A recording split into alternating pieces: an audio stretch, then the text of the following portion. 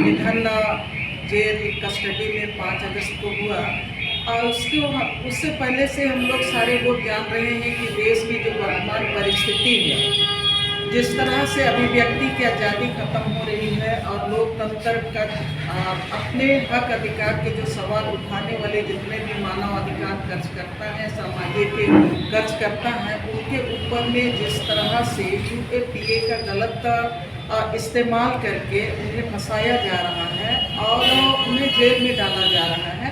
और उसी के तहत फादर स्टैन स्वामी को भी उसका एक हिस्सा बनना पड़ा और उनका संस्थागत हम लोग हत्या मानते हैं।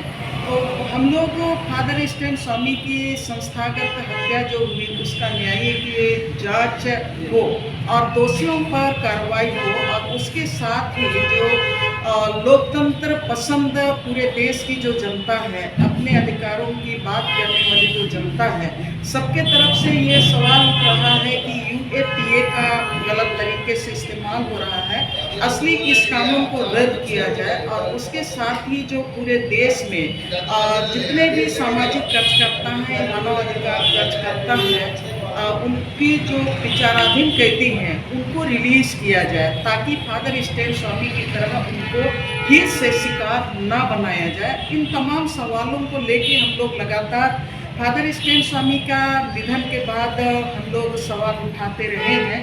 और अभी हम लोग 28 अगस्त को फादर स्टैन स्वामी के काम को, जल जंगल ज़मीन बचाने की लड़ाई को, मानवाधिकार से जुड़े तमाम सवाल हैं और यहाँ जनता के सवालों को लेके लड़ रहे हैं।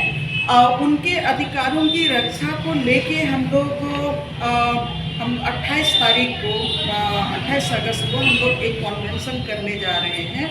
और इस कन्वेंशन में हम लोग कोशिश कर रहे हैं कि एक तो फादर स्टैन शहीद फादर स्टैन न्याय मोर्चा में वाम जब संगठन के, राजनीतिक संगठन के सभी पार्टी के साथी इसमें शामिल हैं।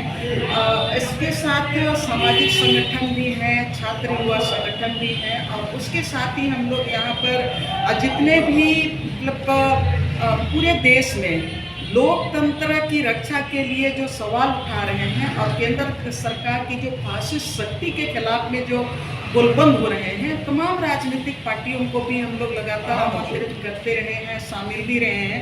इस कन्वेंशन में भी हम लोग बाकी जो राजनीतिक पार्टी हैं उनको भी हम लोग आमंत्रित कर रहे हैं।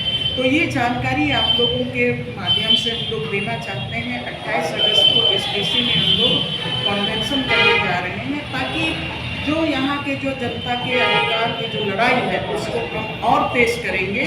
और इस लड़ाई में हम राज्य के सभी साथियों को शामिल करना चाहते हैं। और आप देख रहे हैं कि देश के जेलों में जो जल जंगल जमीन से लड़ने वाले सैकड़ों लोग, हजारों लोग जेल में बंद। और एक तरह से कहिए कि जो अपना एक्सप्रेशन, बोलने की जो आज़ादी है, उस पर भी आप पर केस किया जा रहा है, उस पर भी मुकदमा चलाया जा रहा है।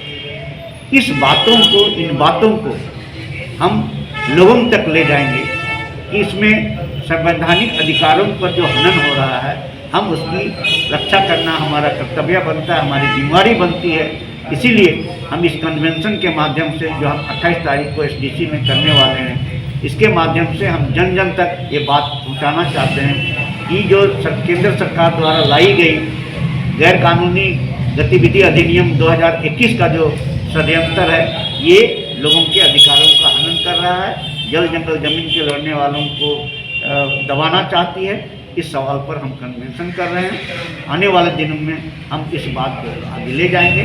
आपको जैसे पता है कि अभी देश के जो विभिन्न जेलों में बंद हैं, उनको भी हम लोग बंदियों को रिहा करने का मांग करने के लिए हम लोगों तक जाना चाहते हैं। और ये जो रूपा केस है उसको निरस्त करने का मांग करने के लिए कन्वेंशन में जाना चाहते हैं। और हम जो कन्वेंशन होगा उससे जो हमारा निष्कर्ष आएगा, उस निष्कर्ष के तहत हम झारखंड के सभी जिलों में, सभी प्रखंडों में और सभी तरह का जो लोग हैं उनको हम लोग गोलबंद करना चाहते हैं। यही हमारा कन्वेंशन का उद्देश्य है। फादर स्टैन स्वामी के जो अधूरे काम है उसको हम लोग पूरा करना चाहते हैं। कम से कम जो झारखंड हाई कोर्ट में जो PIL है कि यहाँ पर जो 3000 से अधिक जो बंदी हैं, जो बगैर किसी कानून के मैंने बिना कोई साक्ष्य के जो जेल में बंद है, उनको रिहा होना चाहिए। हम इस काम को आगे बढ़ाएं।